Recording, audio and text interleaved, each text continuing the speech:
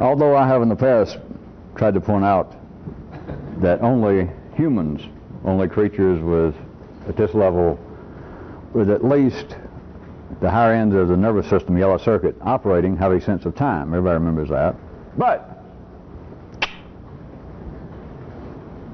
since you're getting good, you got to be able to take that, or anything, and stretch it. So here we go. That's not exactly true if you'll follow me. Because it was only exactly true because you followed me before, so. Getting more specific now. It is only creatures with yellow circuits, that is the human brain at this level, that have a sense of time outside themselves. And this has some significance. Examples I've used before, I point out that a dog did not have a sense of time, to use him, or a chimpanzee as the highest, next highest creature, apparently, relatively speaking, to man in the 3D world. Now I point out that animals, chimpanzees, dogs, have a sense of space, but they do not have a sense of time. You cannot tell an animal, hey, I'll call you at 3 o'clock, or to tell them, come bark at me 2 hours from now and wake me up. You can't do it, as I pointed out. But it has to do with a sense of time being apparently external to the observer, to the creature, because animals, the higher animals, do have a sense of time. A dog does have a sense of time. Planets have a sense of time, as a matter of fact, if you want to get that far. Because if you can begin to see it, anything that operates with a rhythm has a sense of time, because rhythm produces a sense of time, but not in the intellectual sense. Another sense, which is getting closer to what I was going to point out, that a dog does have a sense of time, but the sense of time is inherent, absolutely.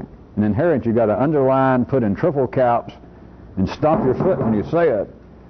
It is inherent. Now I can say it's genetically inherent in its physical being, but that's true about everything in you too. But I want you to understand, I'm trying to point you to a certain thing. A dog, all of you should know this, have pets, a cat.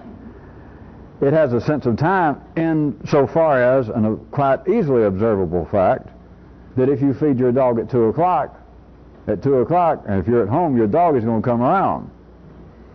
Some dogs will come around at 1:55. And if you go for that, after a few days, maybe a week, it'll come around at 1:50 and look at you. It has a sense of time in the same way that pulsars, or not the same way necessarily, but I want you to see that anything that has a rhythm to it, and if you get real good, you'll see that everything that is sentient in the 3D sense has a rhythm to it. That is a part of being alive, the rhythm of the blood pumping, the rhythm of the expiration of an air-breathing animal. But at any rate, I want you to see that a dog should be these as an example. It has a kind of, a sense of time, but the sense of time is inseparable to his own physical being. Now there is a grave difference. You can take grave literally or otherwise for the moment, between that and what happens in man's intellect, that we have a sense of time external to us. And I'm not about to get into some far-flung, semi-warped philosophical discussion. I want you to understand, man, all the way from ordinary people to bricklayers to scientists, discuss time. Try to measure time, but they do it on the basis that it is something. It is a thing, it is a process external to a man. And in the 3D world, that is true. That's the way they use it. The time would have no validity. They would not now be the prime way to measure. You could not tell where you were on the planet. They would be wasting much of the attempt to measure distance, space, mass, all the way from the subatomic level to the cosmic level. Were it not that time, and they now have it now, and I forget which element they're using now, it is the rhythm, the molecular rhythm, the atomic rhythm of an element that they now base all the world's time on, so that they have now down to, so it's, whatever the specific degree of measurement of time is now, it's just almost unbelievable compared to a few years ago. But it's on the basis of the rhythm inherent in the molecular structure of an element, an apparently inert, dead element, whatever it is. So even planets have a sense of time. But the dog, so let me take you back to that. The dog has within his physical being a sense, a kind of a sense of time.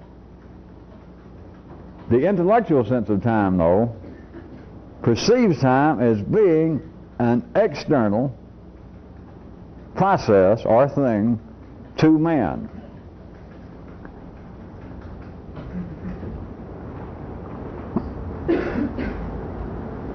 There's several things I wanted to point out about this that I have been sketching out for the last week or so. First off, the more specific of the two that I was going to mention is you have again the ordinary need in man now, man alone in this 3D world. The need for man to experience a gap, a lag between what he thinks and what he does, between planning and action, and the variations of that I mentioned several nights ago. Now, if man still had, let me play with reality right quick. You'll read to follow this. I'm going to stretch it out. It's an acme. It sounds like it could be true enough for me to use it to try and get you to look in another direction. If we could take man and keep him with a full functioning intellect, and yet impose upon him the kind of the sense of time that I was mentioning that is native to a dog. That is, his sense of time is nonverbal. His sense of time is inherent in his own genes, and that's it. There is such a sense of time in you, by the way, but it is now overridden by the intellectual sense of time, which perceives time to be out there. It is something independent of you, or time would make no sense. As I said, the 3D world would collapse nowadays. Literally. It would fall apart. We'd be back to the good old dark ages, which I know a lot of us miss, but still that's where you'd be back to. Because if time was not in some way external to man, you know, you'd call the bank, or the bank would call you and say, you're 3 days late with your mortgage payment. You'd say, wrong.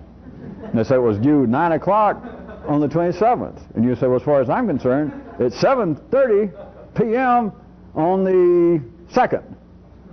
Time's been moving real slow for me, so don't bug me. I'll let you know when it... Well, you simply see, time would no longer exist in the intellectual sense, in the human sense. That time has to be something external that is not subject to the whims of anybody, right? But what that does, besides make commerce possible, and communications, and etc., besides that, it also supports and is in part a piece of the reality I pointed out, that for life to continue this activity that I personally like to call growth, through man, there has got to be a lag between what he thinks and what he does. Now back to this acme that I was going to stretch reality. If you had no other sense of time than the physical, the genetic kind of time that a dog feels, and still you had a functioning intellect, your intellect would not amount to anything. I was afraid of that. All right, let's try it the other way. See, there is no perfect way to put this because it can't be. Do you understand? And don't just take the easy way out and say, well, yeah, that's obvious, but think for just a second about what I'm talking about and try and drag your mind a little bit, the intelligence around the corner. You do see that dogs can't make plans. And don't say, well, everybody knows that, or chimpanzees can't make plans. Now, we all know that. But I'm telling you one of the reasons why is there is no gap.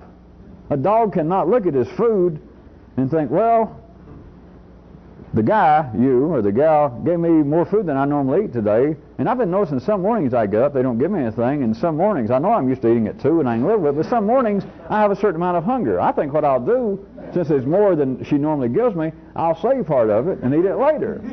You know that a dog does not do that. If a dog doesn't eat all the food, something's physically wrong. The dog's sick. The dog did not plan Well, I'll eat some now and I'll eat some later. I'll take a nap or I'll have it in the morning when I'm more hungry.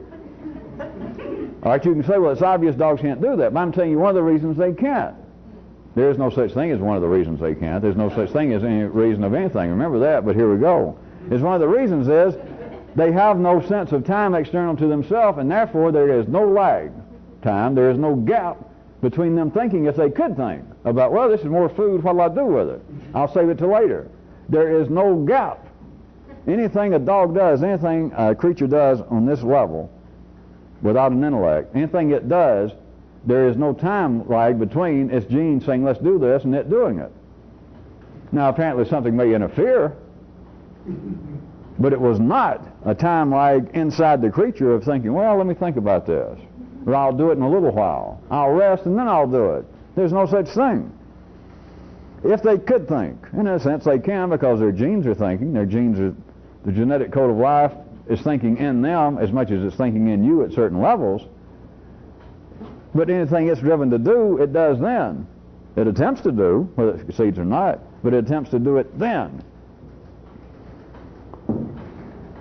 So part of the sense of time being external to man is that it continues to support, it is a part of the necessary time lag.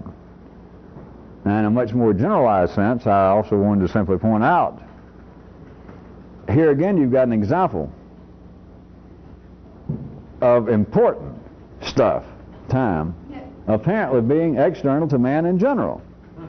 That we're back to one version, the more simplistic version of my equation of the I plus not I, the in here and the out there, got it all wrapped up.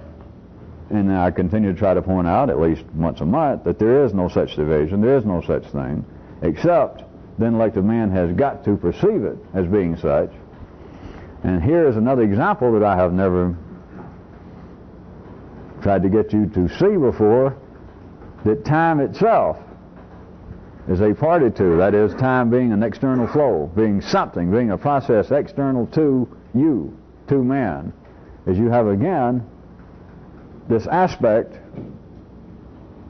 that important stuff, real important stuff, that is time, is external to the individual, is external to you.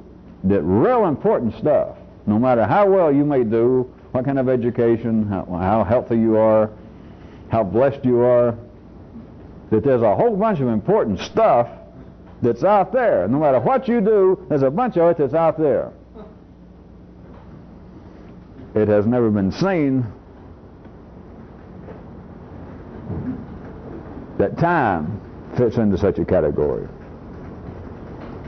There is, as I mentioned, and it pops up here and there, scientifically and pseudo-scientifically, but there is, of course, a rhythm in what I was referring to in the case of a chimpanzee or a dog, to just refer to a physical creature, that is, a creature without a human, anything resembling a human intellect, the yellow circuits, that even inside such a creature there is a similarity at one level between them and us, and that is there is a rhythm in the genes of us all, in the genes of life. There is a rhythm, and that rhythm is a sense of time. So even below, to use that spurious 2 or even 3-dimensional picture of relativity, but to say below the human intellect, below the highest end of the human nervous system, there is another sense of time that is very similar. You can say it's the same thing as the sense of time that a dog has, but it is nonverbal. And being nonverbal, it does not perceive this as being external to itself, because anything that is nonverbal is felt as being you, which I can send you. I'm talking about ordinary people, of course, that their sense, and I would point you again, the forever attempts to wrestle with these feelings come out as mythology, gods, the spirit of gods, the subconscious mind.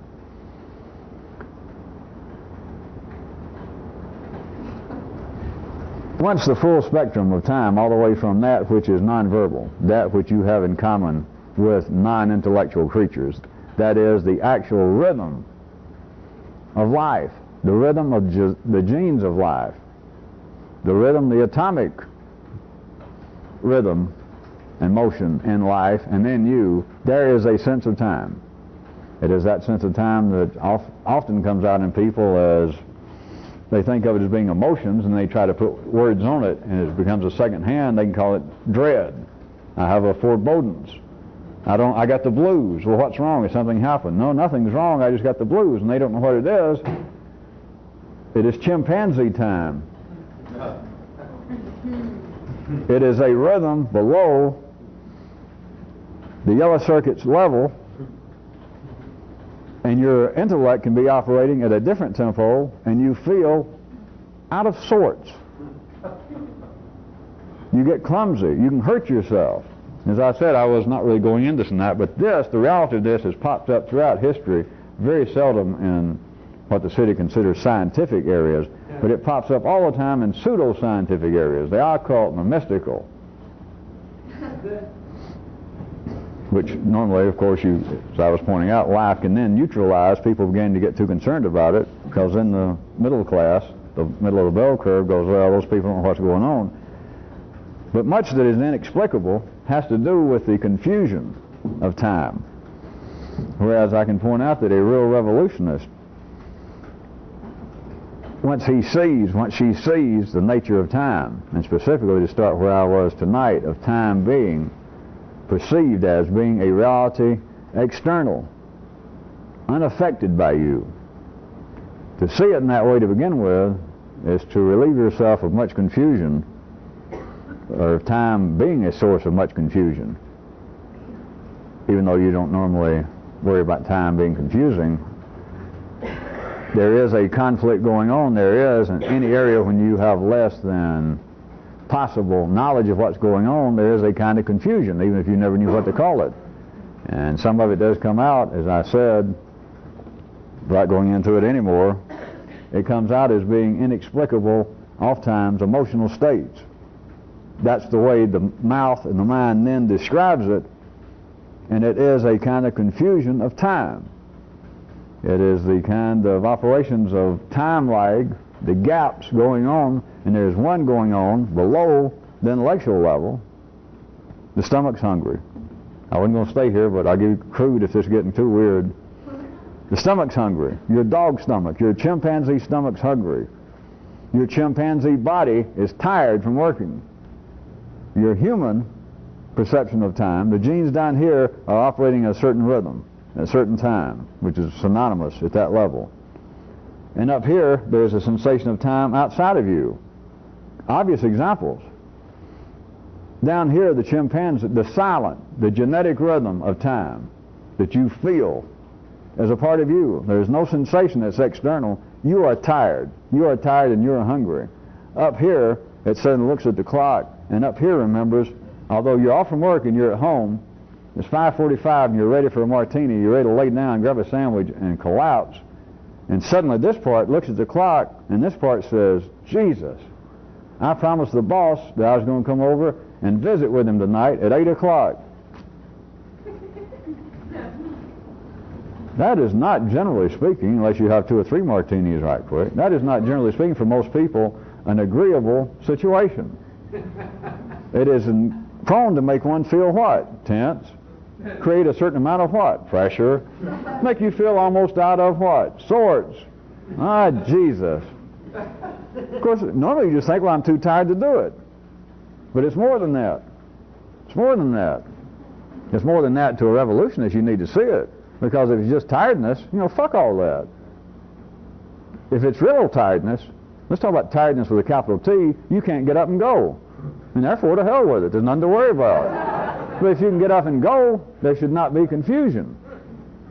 There should not be of striking into the shower and cursing the boss, cursing yourself, cursing anything. Because what you're dealing with is a confusion. You're dealing with a different kind of time lag. That down here, in the kind of sense of time that is not external to that part of your being, it is in conflict. And there's a kind of confusion between that and the sense of time up here in the intellect, which finds time to be external to itself.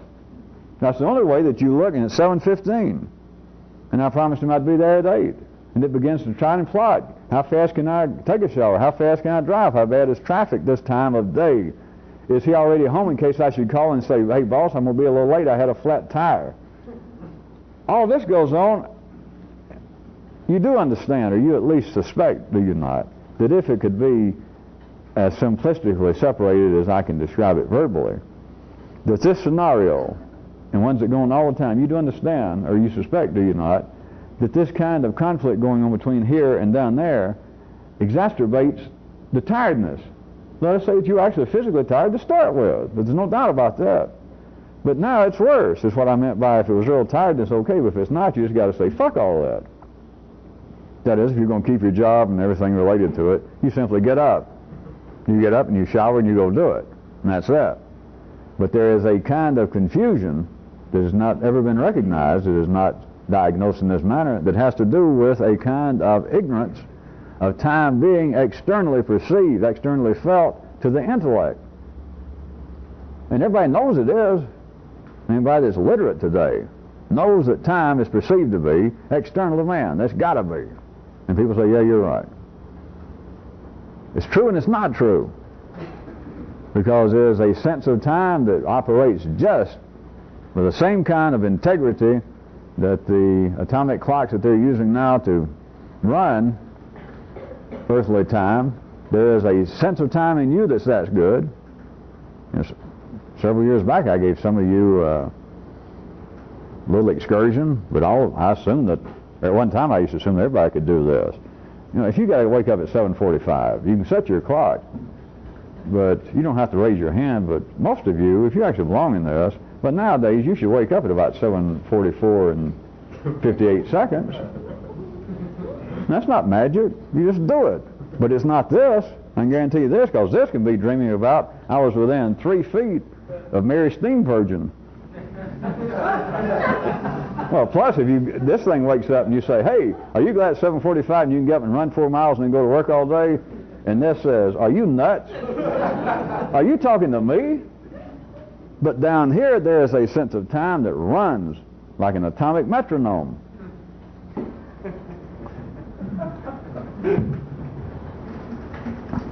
It's just another case of the kind of knowledge that is not available, that life doesn't need for people to know, and somehow I know it, and I'm telling you it can be worthwhile, because there should be an end of that kind of confusion. Once you see that you are exaggerating, a revolutionist is, somebody attempting to do this, you are exaggerating a kind of confusion, you're just exaggerating, you're making it harder to function in certain areas of life, because it's true and it's not true that you've got a sense of time in here on one level, but then on another level, the sense of time is absolutely, unconditionally, unquestionably out there. And you've got 2 clocks running.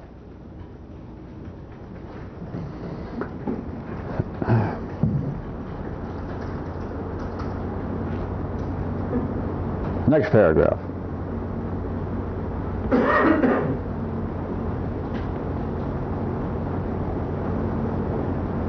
I haven't said this much that I need to start going faster. I'm getting more and more behind, do I?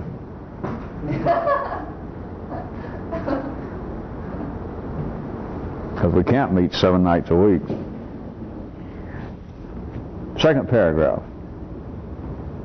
That was the second paragraph.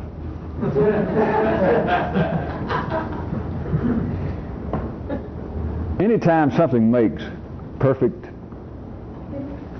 good sense, or even anytime anything makes perfectly good sense.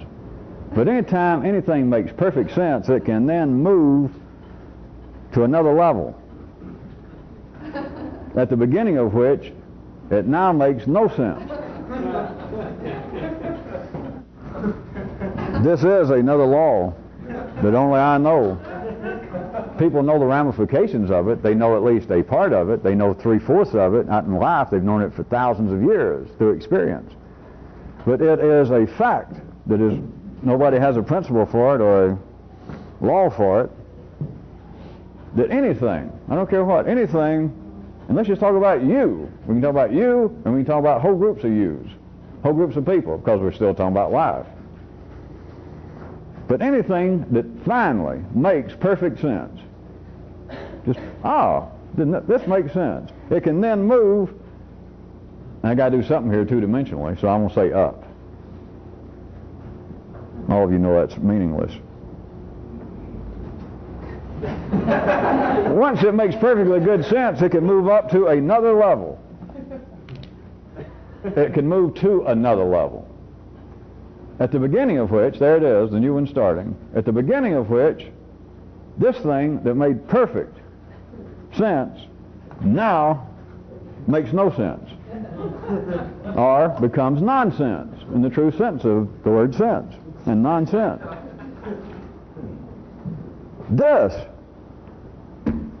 I suggest to you, has most poignant, if not piercing, ramifications that humanity has never recognized.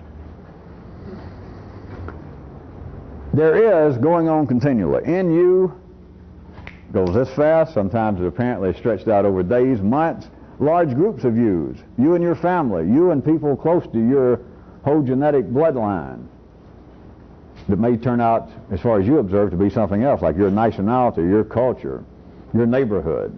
But this is going on at varying rates of speed, time.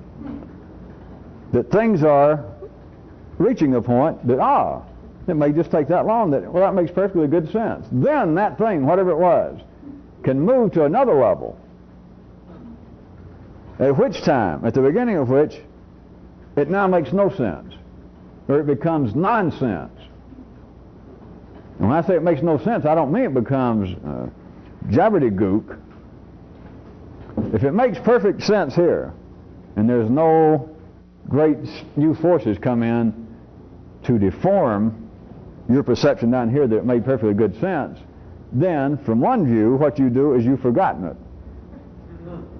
That makes perfectly good sense, and so at the end of that, you don't need it. You have eaten something, you have taken a gumdrop, and you have sucked it, or you've chewed gum until it got no flavor whatsoever, and not only is it no longer making your throat moist, it is now extracting moisture.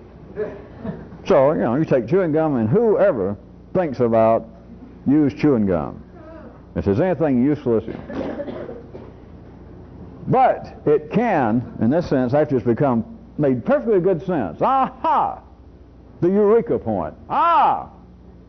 Then it can go to another level, the beginning of which it now becomes nonsense.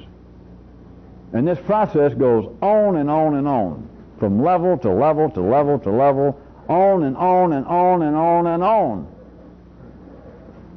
Now, you've never heard this. These words have never been spoken on this planet in this way. But everybody knows this through experience.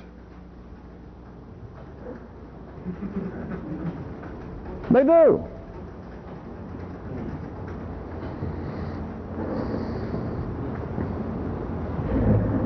Oh, all right. I'll give you a few hints. People can't agree on anything. People can't even agree on the, quote, truth. The truth seems to change. That is the so-called elusive human. Whatever book we're reading, spiritual or metaphysical or occult or just general weird book, that always has the truth in either capital T, quotation marks, or quotation marks and a capital T. The truth. Why is that son of a gun so elusive? All over this planet, all over the times of this planet, as long as yellow circuits have been going on and could talk about the truth, and other yellow circuits could hear it and remember it, so for thousands of years, people have been talking about the truth and talking in such a way, writing in such a way, life moving in man's genes in such a way that people believe, by and large, the bell curve of life. Not weirdos now, not the occultists, not the ones easily dismissible, but even the middle of the bell curve believes that there is the truth. If they were pressed, they would verbally normally throw it back to being in the basket of their religion, like, well, I'm not sure I know what it is, or they might be able to repeat to you the main creed of their religion. But humanity believes there is the truth. As I said, normally it's hidden, or normally it's there in the revealed truth of their religion. But people believe, yes, there is the truth. Then what nobody can deal with in any kind of satisfactory manner is, well, wait a minute, if there is the truth, then, and if we call that for humanity in all appropriate languages, Does everybody believe that there is the truth? And let's say that 98%, let's say that I'm 2% off. That 98% of humanity says, yes, we believe it. And then we say, all right, what is the truth? And suddenly, you're overcome by noise. That nobody agrees what the truth is. Nobody finds that unusual. Well, in the city they just find it, another excuse to go from playing soccer to killing each other. That's another conversion of energy. But there is an elusiveness, even after all of humanity is made to believe that, yes, there is the truth. All right, well, what is it? Very elusive. There is part of the reason why. Because every time, at any level, in any given creature, and even large groups of creatures, that is, a certain section of the city, some institution, some tribe, some neighborhood within a tribe. But let's go back to the individual. Once something makes perfectly good sense, that is, you got a piece of the truth. Once it makes perfectly good sense, it can then move to another level, where it starts another course, another kind of conversion. And at the beginning of which, it now makes no sense. Now, it's not brand new nonsense. It came from this. You don't just jump up and suddenly there's a whole piece of new nonsense that has to in some way work itself out to become sense. You can't create nonsense any more than the scientists can create mercury out of nothing, right? I assume all of you are past the point of believing, no matter how intriguing the Middle Ages were to many of you, that not many of you actually anymore have any faith in spontaneous generation. That you can lay down a whole bunch of rags and leave them in a corner and out of it will spring a bag lady and some mercury. And rats. It's been at least proven to my satisfaction that rats do not come about through spontaneous generation from old garbage. And yet at the intellectual level, at the yellow circuit level, people do believe that ideas. People believe, well, hey, so-and-so had a brand new idea, an Einstein, a Cicero, Bishop Berkeley, me, that I had a brand new idea that just came out of nowhere, spontaneous generation. No, that's not true. That's not where I was going tonight, but it's not true. Everything that happens came from some other level. Forget about good or bad or up or down. I just had to draw it some way. But anything that seems to be a new idea is at first to everybody nonsense. In other words, it is less than the truth, it wouldn't be a new idea. Because if it's not a new idea, then it's part of the truth. That is, it's part of what, well, everybody knows that. Don't tell me something I don't know. So you hear something you don't know, and at first it sounds like, no, that's not true. It may only take a split second. But the first thing is, well, that's nonsense. Because for it to be new, it's got to be in conflict with something you already believe. Something that was already the truth to you. Something that was already what? Perfectly true. Made perfectly good sense what I'd always believed. I always believed that God was Jewish. And somebody says, no, they have found proof he's Arabic. And the first thing that strikes you is, what? Because you had taken it. Life had pushed through you to a level that's perfectly true. God's got to be Jewish. So it was perfectly true. You don't even think about it anymore. And suddenly somebody, that is an external, a new force comes in and is about to distort the body of your belief, the body of you, and this force comes on, whatever it takes. A guy with lots of money, a guy a lot bigger than you, a guy with charisma just walks up and he says, do you know who God is? You go, all right. He says, he's an Arab. He's a Slav. At first, to you, it is nonsense, because up to this point, the idea of God being Jewish made perfect sense, right? Made perfectly good sense. So immediately, anything that's new, forget right or wrong, which I don't guess takes a lot of effort for some of you, but forget about right or wrong, even true or false.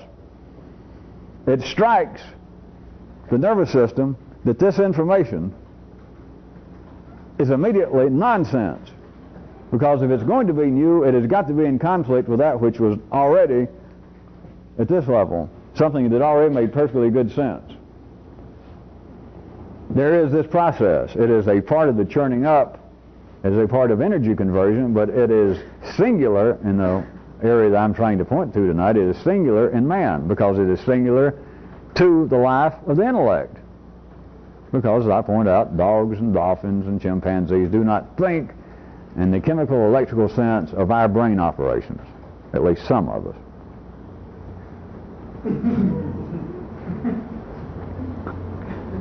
There is the impression, back to the truth, and I repeat, I do not mean this in some real metaphysical sense, but humanity, some parts of humanity uses it in that in a religious sense.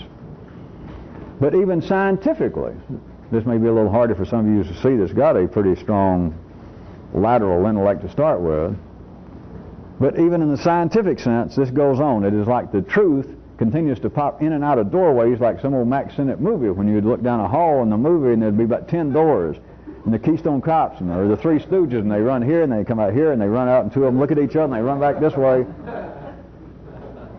And it's not just in an external sense that out there in the city scientific or religious ideas keep changing. In you, notice, it's like a whole bunch of doorways, and what seems to be true, what seems to be make perfectly good sense to you, pops in and out. There used to be an old carnival game, I don't know where you saw it, there'd be a huge board out there, 4 or 5 feet square with all these holes in it, and they had a mechanical little thing that looked like a mouse head that would just pop up here and there, and you had to take a ring and you had to be prepared to throw it, but it would come up anywhere, like, I don't know, 64 holes there, and you would stand and you're trying to watch it. This is going on in an individual. If you are intellectually alive at all, if you have any elasticity, life is continuing on, at least in small ways, at the very least, to apply new forces. You have the opportunity to become deformed a bit. That is, to become altered a bit. Even though I tell you that ordinarily people don't change, you have the opportunity. If you don't out of hand dismiss when you hear somebody, let's say you're just watching TV, minding your own business, and somebody says, we have found some new scrolls from, we're now suggesting before 400 BC, that says that the basis of the belief in a one God in the general Near East and Mediterranean region was absolutely ripped off from some Danes that visited there, etc. Let us say that there you sit and you always believed that God was a wasp, if not a Jew. Back to that. That you believe God's got to be a Jew. And you hear this, do you understand? We're not talking about right or wrong, true or false, but you've got the opportunity, just right there, that here's a new force coming out of that little 3-inch speaker out of your cheap TV set with some cheap guy with some cheap theory, but he's saying it is now, there's some good evidence showing that God, the idea of a single God, and the God that now seems to be the center point of the Judeo-Christian religion, actually came about from 3 drunken Danes that came down around Baghdad, Mesopotamia, around 495 BC. All right, you've got the opportunity there for a second to be elastic. The human intellect has the possibility. Just for a few seconds, you could look off and go, huh. You go, and you snap back. In general, bodies are supposed to snap back. We've got to turn the tape over. There is a kind of churning up of this lines of things that make perfect sense, make good sense to you, of them continuing to move to other levels. There is, even in city people, as I point out, there is the possibility, there is the inherent potential that people can change. If there wasn't, people wouldn't even believe they could. They obviously can change. You should see this over more than a lifetime. I assume all of you know this, that humanity has changed physically. Humanity has changed physically in our part of the world over the last 40 years. You can look at paintings of people from the Middle Ages, your ancestors, Western Europe, and you do not even physically in the face. And if you can see it, you can look at some of their eyes, and you sort of understand why they call it the Dark Ages. You would not want to be caught on a subway with some of those people that Rembrandt's grandfather was painting. Those nice, honest, homely burgers of Germany that was painted. You take a look at some of that. Of course, they were real wonk back then. You also noticed the paint hiding behind all these good town folks, demons and all kinds of weird things. And they didn't actually see those demons. They just understood we're a bunch of boors and cur, churls. People didn't even trust themselves.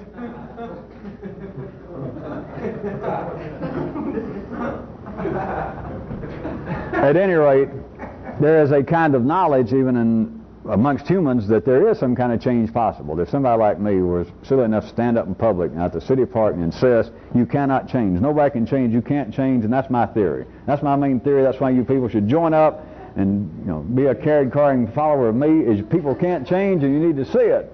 And play some march music, make people stand up and everybody chant, yes, you can't change, you can't change. You can't do that, because life knows that it can change. Life does change. Life has got a longer memory than you have, because life has been talking to itself longer. The time that life has to deal with is not the time that we have to deal with.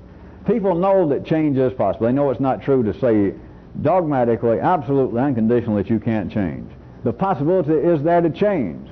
The body even of humans, the body of the intellect of humans, has an elasticity to it. Or you could not even ponder for a second when you hear that God's dead, or God's actually Danish. For a second, of course, later if somebody jumped out, your mother or your priest or rabbi says, how dare you? We thought you were a good boy. I saw you look off when you heard that spurious story. And you go, well, I was just thinking how weird it would be if it were true. I didn't actually believe it, don't worry. But for a second you had the possibility of, huh? Just for a second, and then you snap back. This is going on. It is like you went to one level and you got that possibility and you go, and you go back. That's what life needs. Life needs a kind of tensile strength to it. Have you noticed when people get older, your muscles begin to break down? You can stay working out in the gym the rest of your life and you start losing. They supposedly, and I won't argue with it, have it down to a matter of percentages after a certain age, or whatever it is, that after the age of 60, the average American, the average Western European begins to lose 10% every year of his muscular strength. But they got statistics to prove it, which by God settles the matter for me. The point is, you do know, you look around at people when they get older. I won't say look around at yourself, notice, because even I have a heart sometimes. And you start losing muscle tone. You start getting flabby. Parts of your body begin to get loose. Health is almost synonymous, at least at the 3D level, with a kind of tensile strength, a kind of tension. In one sense, to be intelligent in the city, you've got to be narrow-minded. Your elasticity has to be not non-existent, but you have got to be intelligent in the city. There's got to be, the elastic limit, remember I was talking about, has got to be very precise and within very close tolerances. That is, a good intellectual, here it is. Some of you already laughed when I said you've got to be narrow-minded to be intelligent in the city, to be an intellectual. You know that. Think about it right for a second. Take a man who is an expert in any field, a man expert in archaeology or religion. You say, did you know that I have heard that they found some more scrolls? You say, well, you're talking about the Dead Sea Scrolls. And you say, no, this is something brand new. It's beyond that. They pushed it back another couple of hundred years, and some guys, a Dr. So-and-so, I forgot his name, has found some scrolls that says that initial idea that's right at the heart of the Christian Judaic religion, or Judaism itself, this is the whole idea of a single God. This Jehovah was three guys. They even named them. Now, it wasn't Manny, Mo, and Jack, I don't think. But it was three Danes came down, and they brought this story with them. And so you got a guy who's an expert, the world's greatest rabbi, the world's greatest religious thinker, and he'll listen to it for a second. And so you would think, well, he would give it some credence, or he would consider the matter, right? He couldn't consider it too much, or back in the city, they would think, well, the man snapped. Because you assume the way I made up that story, that is not going to become, at least in our day, that is not going to become an acceptable story as to the origins of Western religion, right? That's why I made it that way, that you just go, ah, ha, ha. So, if we had this world's greatest religious thinker, and he hears the story, he says, you read that. And you say, yeah, I read it in the New York Times. And they said the guy that discovered the scrolls and actually translated them was, you said you couldn't remember his name, but you said doctor. And I said, oh yeah, I remember it. He was a graduate of the University of Stockholm and I think Heidelberg. And so this guy would go, But he couldn't go on long. That is, he could not be elastic long. Let's say he's surrounded by his peers. Well, his semi-peers, the ones that look to him for leadership. If he sits there too long, after he's heard this story, and he go, huh? If he sits there too long, you're going to see a restlessness begin to sweep through this crowd, and they're going to start thinking, is Dr. So-and-so, that is a guy considering this, is he drunk? Is he going out of it? Because in a short period of time, the middle class is represented by the religious thinkers. Let's say it's a conference. They're going to realize that this is not part of the truth. This is not perfectly clear to us, this story about Danes bringing down this story. So within a short period of time, time that short, maybe that short, the rest of the people here in this conference, while the head guy, the head rabbi, the head religious thinker, while he's pondering this story, it was addressed to him. He's sitting at the dais. He's the head thinker.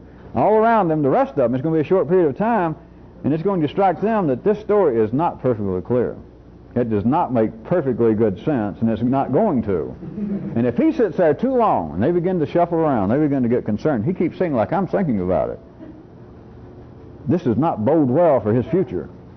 Do you hear me? He's got to snap back within real, confined parameters, forgive me, parameters. You've got to be narrow-minded to be intellectual in the city. Or else you will become silly-putty mentally. That you'll be the kind of man that say, here he is the world's expert in chemistry.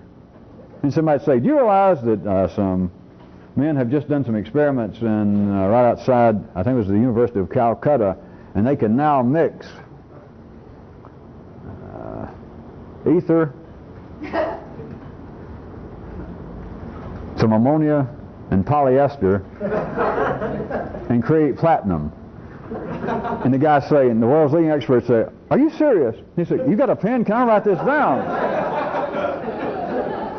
And then they leave, and someone else comes in, and you say, do you realize those guys just made that up? They're putting you on. They go, really? He said, let me write that. Let me put that down. To be educated, which is what they use synonymously, or try to, for intelligent in the city, there has got to be limits. Or you can't be educated. You can't be tested. You can't have a degree. There has got to be that kind of dichotomy. You have got to be narrow-minded. What you know, your field of knowledge, has got to make perfectly good sense, and that's it. And they don't see that it can. Remember, I said it can. I did not say it always does. But once it makes perfectly good sense, it can move to another level, the beginning of which it now makes no sense. But see, that's not possible in the city. Or else everybody would learn something, and then it would shift to another level, and they would know nothing. That is, they would spend 12 years getting their doctorate degree. Oh, pick on medicine. 6 years. Getting their doctorate degree in some social or hard science. And then, if this could happen in them, in ordinary people, and they'd be aware of it, then it could shift to another level, and it'd be, I'm playing with reality again now, that those people then would forget everything they know. But if they were a revolutionist, they would think, what a relief. What a great possibility. But in the city it would be insanity. You have got to be narrow-minded. You have got to have an elastic limit within certain, recognizable to that area of life's body, that is, to that particular city where you are, a certain elastic limit. That is, you can apparently be open to new ideas. You can apparently learn something new, but not really. Not unconditionally. It is within very confining restraints. You just about can't learn anything new. You just about cannot feel anything new. You just about can't do anything new.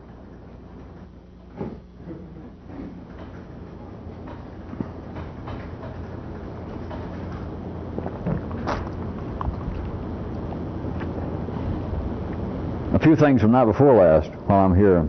I gave you 48 hours to have some gap. The one I took off of Kyroots about everyone's had fair warning, and I pointed out that everyone has had fair warning, And a real revolutionist has got to even learn from other people's fair warnings. All right, now let me make it verbally a little more direct. The whole idea, again, of people should or could learn from their mistakes and change their behavior in the middle of the stream, that is, while you're alive, in the middle of your life. Even though I point out that this is not true, and even though I point out this is true, although this is not true, let's pretend that people can learn from their mistakes. The importance of the whole area to someone attempting to do this is simply this, which I'm giving you a variation of 48 hours ago. Let's assume that people can learn from their mistakes. Then the revolutionist has not only got to learn from his mistakes, he's got to learn from everybody else's mistakes. Because all the possible human mistakes are not going to flow through you because of a matter of horizontal time. You're not going to live long enough to trip, fall, fuck up in every possible way. I mean, you got your hands full now, look at it. You're tripping and stumbling and wandering about in a dazed condition and stumping your toe. Now, what? 16 hours a day, more or less. But to do this correctly, you have got to, literally, you don't live long enough. You have got to learn, if it was possible, we're pretending it is, that everybody can learn from their mistakes. And everybody's stumbling around believing, admitting they make mistakes. All right, you got to have yours down by now. You didn't know it, but I'm telling you, you got to have them down. There's nothing else to look for. You don't need analysis. You don't need self-study. You don't need to send off yours or somebody else's handwriting to a graphologist and them tell you who you are. Your mistakes, you've had it. Now what you got to do is learn from everybody else's mistakes. I just wanted that to be perfectly clear. I wanted that to some of you now to make perfectly good sense.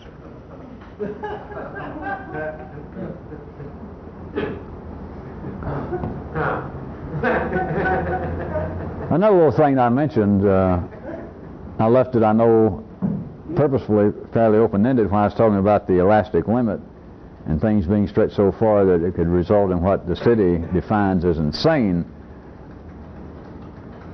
That is absolutely now physically, three-dimensionally, physically, as opposed to some sort of physical brain damage, you understand. What I was trying to get you to see is that under ordinary conditions, even though the human body, including the intellect, the human being is an elastic body, because everything that's alive has an elasticity to it, or it's not alive. It's frozen up. It's a machine locked up. It's one definition of being dead, that nothing is moving.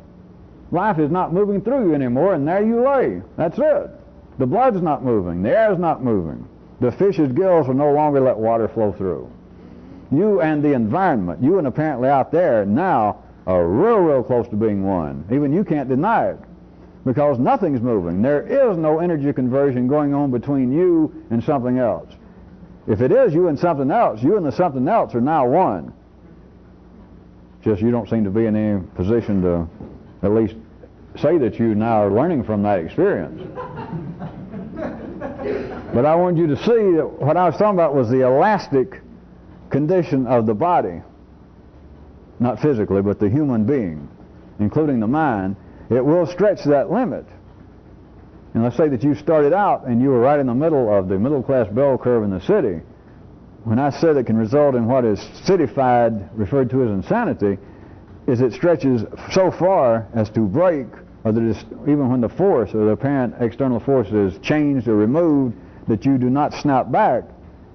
You just stay there. That is what is referred to in life, not to somebody that was born altruistic or with some sort of brain damage. It was somebody that one time seemed as sane as you are, and then something happened.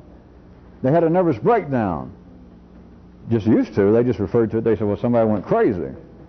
Nowadays they have nicer, more civilized terms.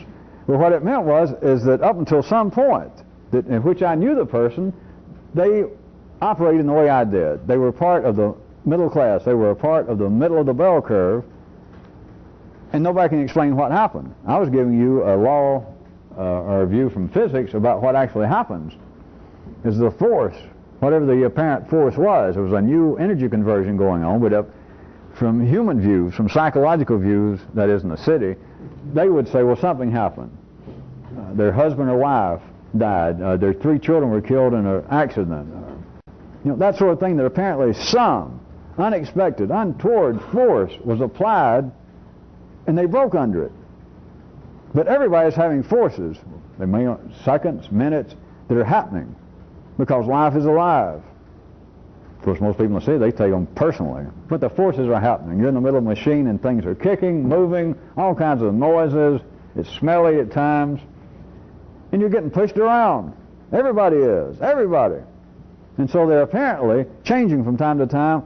Is the appearance of some new force. Something happened. I didn't expect this. Nobody expects anything. I didn't expect my wife to die. I didn't expect my husband to leave me. I didn't expect my company after 35 years to go out of business, and here I am. Lost all the money in my pension plan. I got nowhere to go. I'm done for. I didn't expect that.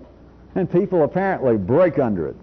But I'm telling you that it's not, and you need to look back to what the specifics were. It is the elasticity of the body, of a body, all the way from a physical body, that is, speaking of chemistry, speaking in any field of technology, anything non-human, that law, those kinds of principles I was pointing out, forces being applied to a body that's elastic, that is, it's alive, will distort it, will alter it, but it will snap back within the elastic limit of that body. But everybody, including humans, has an elastic limit, and that is what is referred to as insanity when that limit is passed and they can't return. I tell you again, there's a reason I bring this up. I guess to many of you I'm still leaving it at an improprietous time, that way up on some weird level with a funny looking comma behind it. I'm telling you for a reason. I guess we'll stop here, so I got time. I wanted to give you a little neural excursion. So, end the public tape.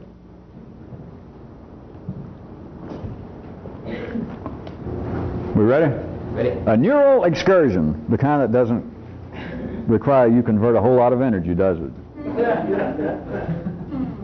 See, I never asked for a show of hands. Do you prefer the kind of excursions you got to actually go out and do something, like take a walk or put on some clothes and get your accordion and go to a shopping center, or just that you can go and sit down and just do it and all it costs is up here? Don't answer.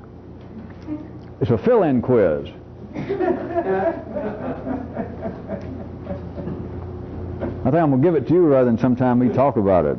A fill-in quiz. He, of course, non-sexist.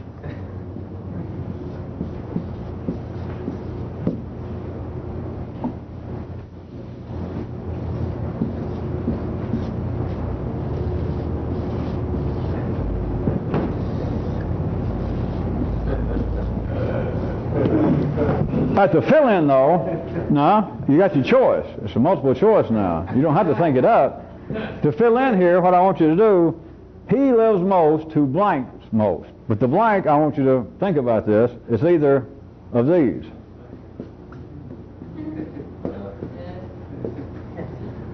Thinks, feels, or does. He lives most. Most means whatever you think the hell most means. It has no limit. But he lives most who blanks most, who thinks most, who feels most, who does most.